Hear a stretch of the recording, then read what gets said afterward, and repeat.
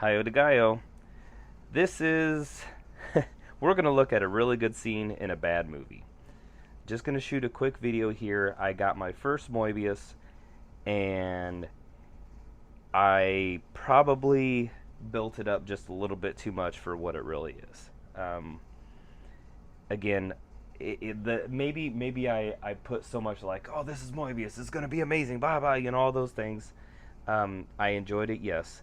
It was a little bit of a letdown at the end. And honestly, I mean, if you're going to buy the first one, go through trouble getting the first one, get the second one. It's, because it's a set. But the ending, it's one of those endings that makes sense, but it's not super satisfying. But the whole run here, these two comic runs, it's worth the 4 panels that basically I'm going to look at. It's really good storytelling to build up to that, but then after that, it's kind of a letdown. So again, a really good scene in a bad movie. Just a little side note, I found that at my comic book store. I didn't know that Marvel Age is basically basically a TV guide. Okay, once upon a time, there's these things called televisions, and you got communication over the air. You didn't have cable or YouTube or anything, and so they would tell you what was coming on. This is the comic version of that. So I thought it was real comic because I'm kind of a comics noob a little bit, and it kind of is. It's just preview coming attractions, but the cover's still pretty cool. That's a Moebius cover. But let's open the first panel, and so it's a Galactus story, of course. He comes to Earth, and opening scene, really cool cityscape. Rich people on the balcony. Oh, what's that? Who knows? Could be a shooting star. Could be a blobadoo. Who knows? So really cool thing. Kind of an epic build up. So you got scientists. You have rich people in the first panel. You have people here just freaking out. And then they get more and more idea what it is. This gigantic spaceship. Boy, these must be giants on this thing.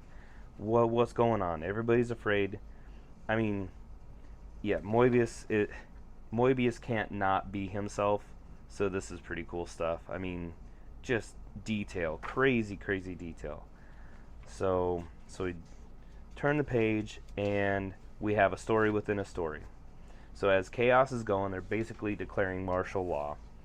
And there's all the fuzz rounding everybody up, and there's this beggar all alone. And of course it's our hero. Of course it's our hero. But he's contemplating everything going on, and to himself he's saying, is it worth saving humanity? The good things that I can do, are they worth doing? And is it worth the effort to waste on people who probably won't appreciate it? All those things.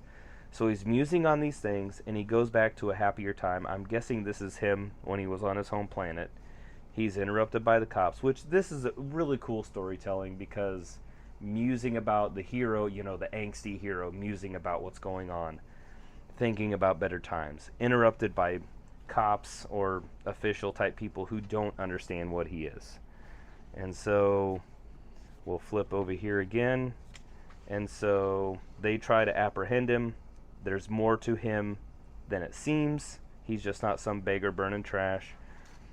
And then as that's happening, the spaceship lands, Galactus comes out, the cops are distracted. He gets away. Oh, I didn't catch that before. That's black and white scene. Love black and white scenes. Really good. The light from the spaceship. Everybody's freaking out. Galactus jumps out. Now, one of the disappointments in this is he doesn't have the gigantically epic art that you would expect from a Moebius, maybe because it's like he's limiting himself to Marvel, but I really like hold it a good spot. I really like this panel. I like the idea, and one of the rules I try to do when I'm drawing is blur the line between legible and illegible. You can kind of see where his 2 legs are. You really don't see the bottoms of his hands. His torso is kind of in shadow.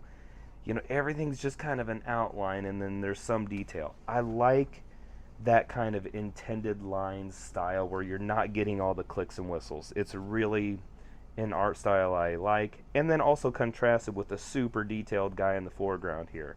So that's kind of a cool deal. So flip again, and then one more time, a story within a story within a story. Another character here who it's kind of shoehorned in, but I understand why they did it. So there's a religious figure in here who is losing power because everybody's going to start worshiping Galactus.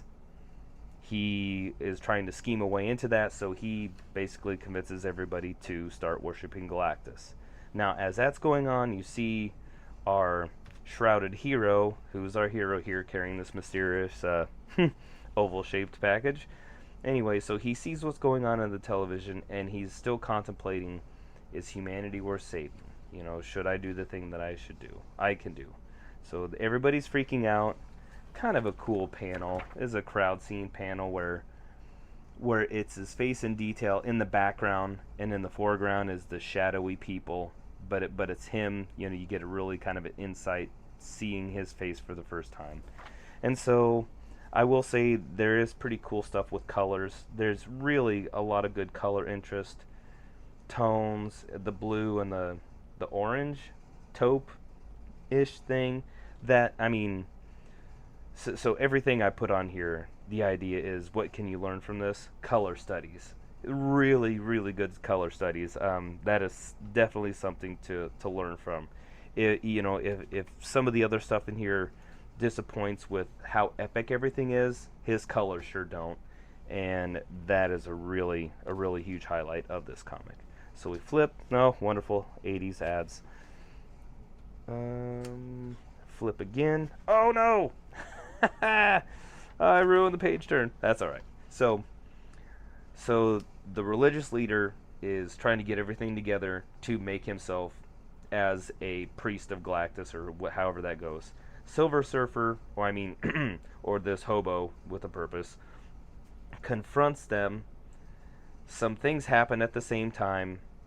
The leader's distracted, and he's having a conversation with her sister, and he's trying to talk them into not doing the thing that they're doing. They're having a back and forth everything, and these are the 3 panels and a splash page that make this whole thing. Like I said, it's a really good scene in a bad movie.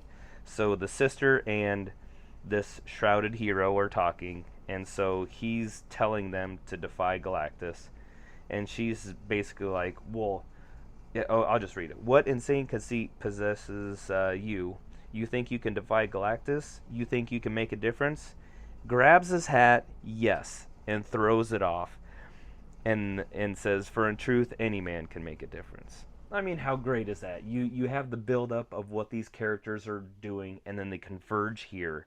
Maybe just a little bit too early in the story to, you know, to have a good catharsis towards the end, but I love these panels, and something about just a single hand throwing off the cap just, like, blew me away the first time I saw it. As a really cool just storytelling technique. I absolutely love it. And then of course we turn the page, which I kind of ruined already, and we see Silver Surfer revealed, and the things that he says is epic. He says, it is not given to us to know whether we shall succeed or not. In failure there is no disgrace. There can be but one ultimate shame, the cowardice of not having tried. Who are you? I am the Silver Surfer. So that's pretty cool. So the idea is that it doesn't matter what the outcome is that you were brave enough to try.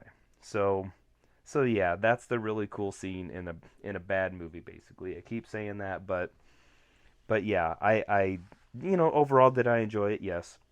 But I was a little bit disappointed because I was expecting more epicness. But at the very least, you're going to get some really good color studies if you take a look at this. So yeah, again, I said it probably 100 times already, but a really amazing scene. Gosh, I just love showing him grabbing the cap and throwing it off. Pretty cool stuff. Anyway, a really amazing scene in a bad movie. So until then, let's all get published.